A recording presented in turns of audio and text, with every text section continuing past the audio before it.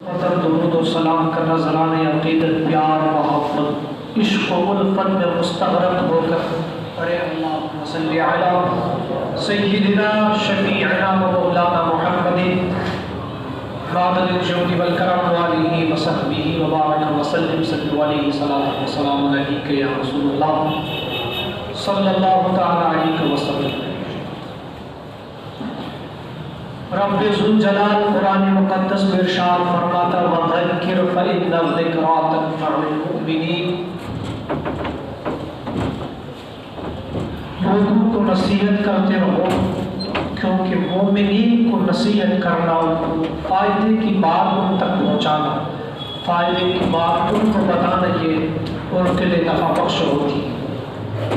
کہ رسول کائنات صلی اللہ علیہ وسلم اور رب ذوالجلال نے فرمایا کہ آپ مومنین کو نصیحت فرماتے رہیں، کیونکہ نصیحت کرنے سے بعض لوگ اس پر عمل کرتے ہیں، تو عمل کرنے کی بنیاد پر اس کو اگر وہ شریعت سے ہٹ کر زندگی گزار رہا ہوگا، اس پہ نصیحت کر کے وہ راہ راستے پہ آ جائے۔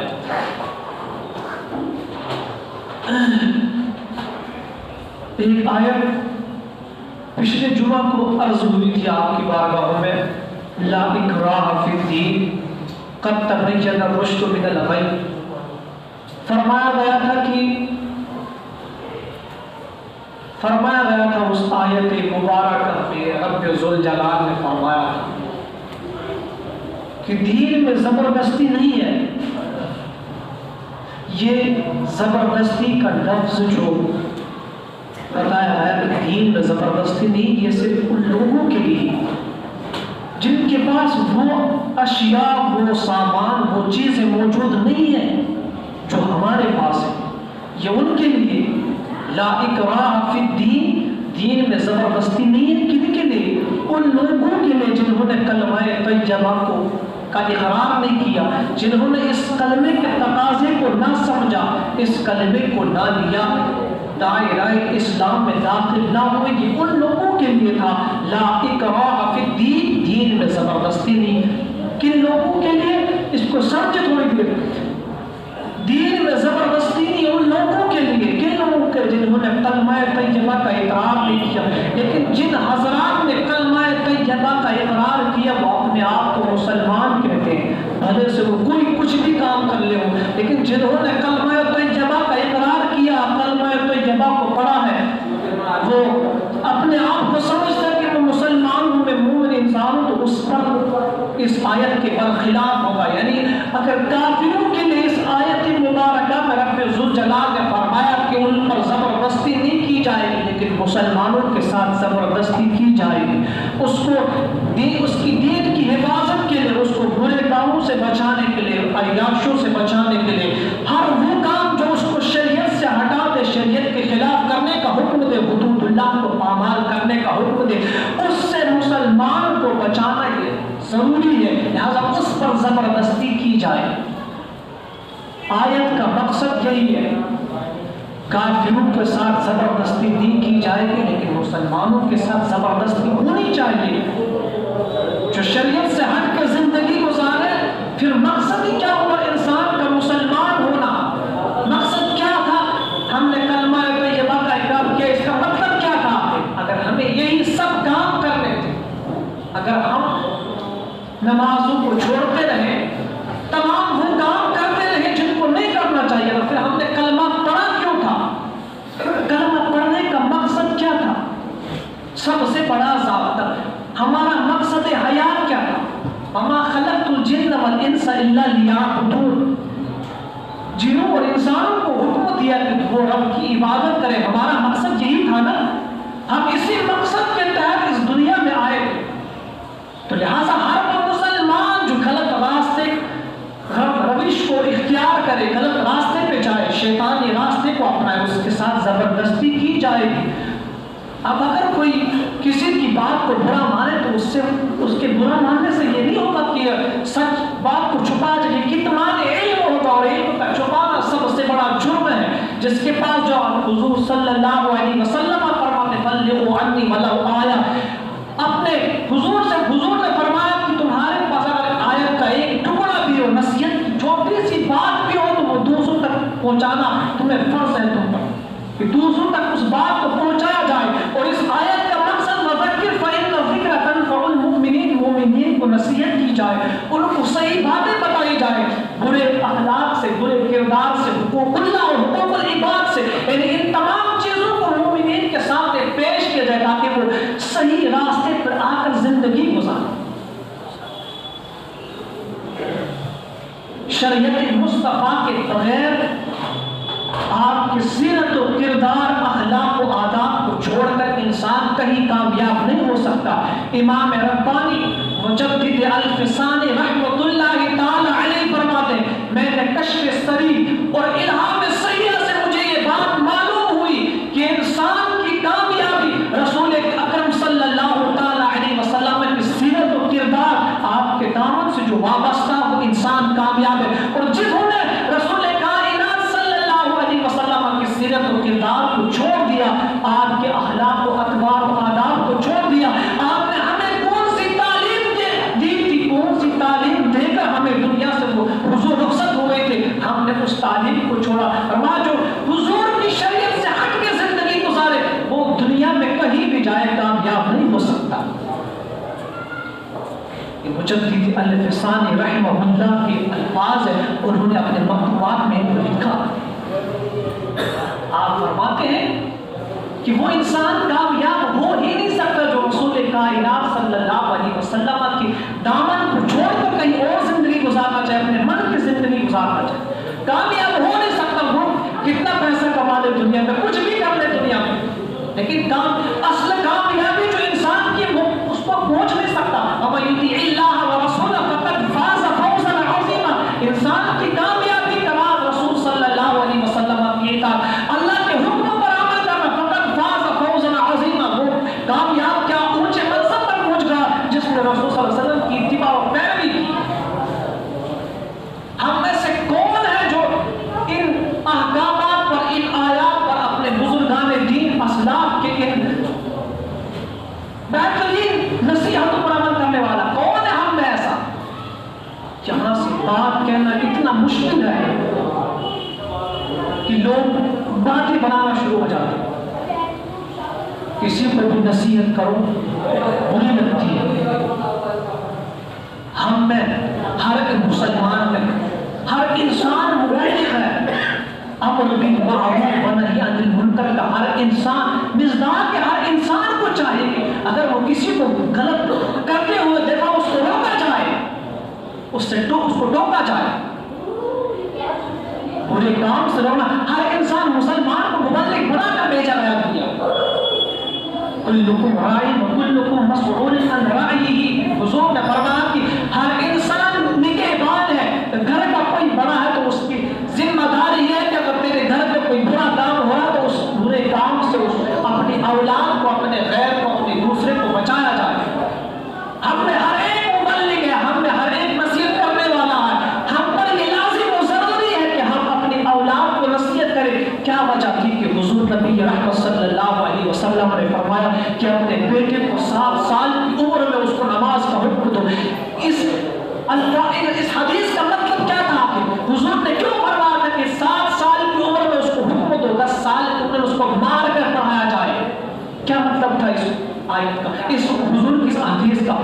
پھر اللہ نے فرمایا اپنی اولاد کو وَأْمُرْ أَهْلَكَ بِالصَّلَاةِ وَاصْطَبِرْ عَلَيْهَا، اپنی اولاد کو نماز کا حکم دو اور خود بھی اس پر عمل پیرا ہو جاؤ. کیا مطلب تھا ان آیات کا، ان احادیث کا؟ مسلمانوں اگر ہم نہیں سمجھے اس چیز کو، اگر ہم ان آیات پر عمل نہ کریں، اگر ہمارے پاس احادیث ہے، ہمیں نصیحت کرنے کی کوئی ضرورت نہیں تھی، کیونکہ ہمارے پاس قرآن جیسا مقدس کلام تھا، ہمارے پاس احادیث کریمہ تھی، ہمیں نصیحت کرنے کی کوئی ضرورت ہو ہی نہیں چاہیے تھی. نصیحت تو ان کے جو راہ سے ہٹ گئے ہوں یہ تو ان کے لیے تھا، لیکن ہم اتنے گرے ہوئے اپنے راستوں سے ہیں. ہم نے شریعت کو چھوڑ کر ہم نے اغیار کے رویے کے لیے مغربی تہذیب و تمدن ہم اس میں پھنس گئے.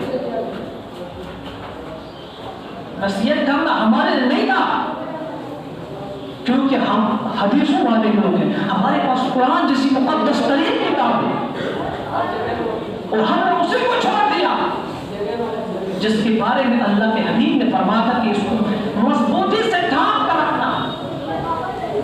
کو مضبوطی سے تھامنے کا حکم دیا تھا، ہم نے اسی چیز کو چھوڑ دیا، اسی چیز کو ہم نے پس پشت ڈال دیا۔ آخر کب تک یہ ہم اس طرح کی زندگی گزاریں گے؟ لوگ اپنی زندگی آپ خود سوچیں یار، صاحب عقل ہے آپ کو، اللہ نے عقل سلیم آپ لوگوں کو عطا کی، شعور دی، عقل دی، سوچ دی، ہمیں سوچنا اس بارے میں۔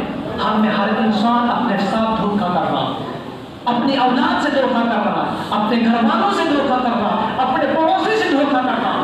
ہمارے سوچ کچھ اور ہے، ارادے کچھ اور ہے، ہمارے تفاوت کچھ اور ہے۔ ہم نے کبھی سوچا ہی اس تعلق سے کہ ہمیں مرنا بھی ایک دن۔ ایک انسان کو قبر میں ڈالنا ہمارے لیے اتنا کافی نہیں ہے۔ اتنی زندگی گزارنے کے بعد ہم کتنے انبیاء کرام، کتنے لوگ ایسے گزرے جنہوں کو ہزار سال کی عمریں ملی، لیکن آخر میں کیا ہوا؟ پھر موت آئی، موت سے ان کی ملاقات ضرور ہوئی۔ تو ہم جو ہیں، ہماری عمر چھوٹی تھوڑی سی ہوتی ہے، ہم نے بھی موت سے ملاقات ضرور کرنی، لیکن ہم اس چیز کو بھولے بیٹھے۔ ہمارے اخلاق، عادت، اطوار وہ کیسے ہیں؟ ہم نے کبھی غور و فکر نہیں کیا اس بات میں۔ کیوں؟ ہمیں اس بارے میں سوچنا نہیں چاہیے کہ مرنا بھی ہے، سوچنا چاہیے اولاد نے کس طرح سے زندگی گزاری ہے، سوچنا چاہیے اس بارے میں۔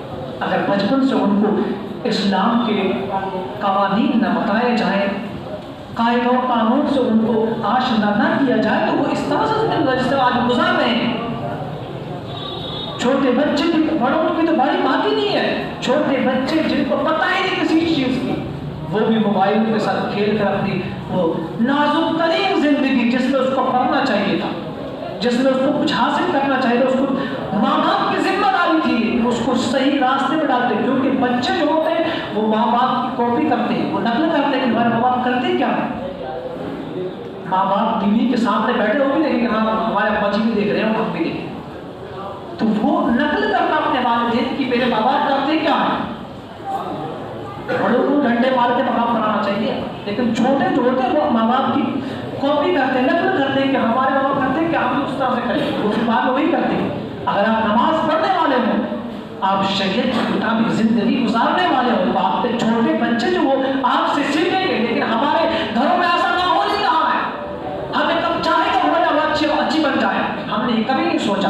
یہ دور، میں کب سے کہہ رہا ہوں کہ یہ دور اتنا خطرناک ہے۔ آپ اگر اس دور کو آزمانا چاہ رہے ہیں، دیکھنا چاہ رہے ہیں، تو خود دیکھیں ہماری اولاد کس قدر شریعت سے ہٹ کر زندگی گزارے۔ 24 گھنٹے وہ موبائل میں لگے ہوتے ہیں، پب جی ہو یا کچھ بھی کر لیں، آپ خود اندازہ لگا سکتے ہیں کہ ہماری اولاد شریعت سے کتنی دور ہے، وہ نمازوں سے کتنی دور ہے، راہ مستقیم سے وہ کتنی دور ہے، آپ اس کا اندازہ لگا سکتے ہیں۔ تو یہ وہ دور ہوا کہ جو سخت ترین، خطرناک ترین دین ہے، اور ہمارے پاس جو سب سے عزیز چیز ہے وہ ہمارا ایمان ہے۔ اگر ہمارا ایمان ہے ہمارے پاس نہ بچا تو پھر ہمارے پاس ہے کیا ہو؟ اس ایمان کی حفاظت کے خاطر، اس کو بچانے کی خاطر ہمیں کچھ کرنا پڑے گا، ہمیں اپنے آپ کو جہان کر دیکھنا پڑے گا کہ ہمارے اندر ایمان کتنا اور ہم دنیا دار کتنے۔ ایمان کو بچانے کے لیے ہمیں ترغیب کیا کرنی چاہیے، ہمیں کون سے کام ایسے کرنے چاہیے جس سے ہمارا ایمان محفوظ رہ سکے۔